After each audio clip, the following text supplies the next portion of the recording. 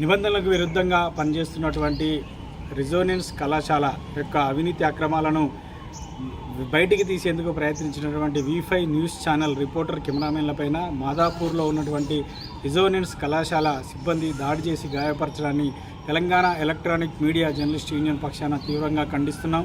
హైదరాబాద్ నగరంలో ఇలాంటి ఎన్నో కార్పొరేట్ కళాశాలలు ప్రభుత్వ నిబంధనలకు విరుద్ధంగా, విద్యాశాఖ నిబంధనలకు విరుద్ధంగా కేవలం ఒక 3-4 బ్రాంచ్లకు మాత్రమే పర్మిషన్లు తీసుకొని 20 నుంచి 23 బ్రాంచ్లను నడుపుతున్నారు. ఎలాంటి సౌకర్యాలు లేకుండా విద్యార్థుల దగ్గర వేలాది లక్షలాది రూపాయల ఫీజులను వసూలు చేస్తున్నారు.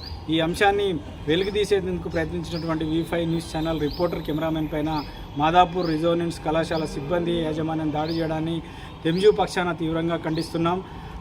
రెజోనెన్స్ కళాశాల హైదరాబాద్లో కేవలం 5 బ్రాంచ్లకు మాత్రమే పర్మిషన్ తీసుకొని 23 బ్రాంచ్లను నడుపుతుంది. మరి ఈ విషయాన్ని బయటపెట్టేందుకు V5 న్యూస్ ఛానల్ ప్రయత్నించింది. మరి ఈ సమయంలో మాదాపూర్లో ఉన్నటువంటి రెజోనెన్స్ బ్రాంచ్ దగ్గరికి వెళ్ళినటువంటి V5 news channel reporter cameraman పైన ఆ బ్రాంచ్ సిబ్బంది దాడి చేసి గాయపరిచారు.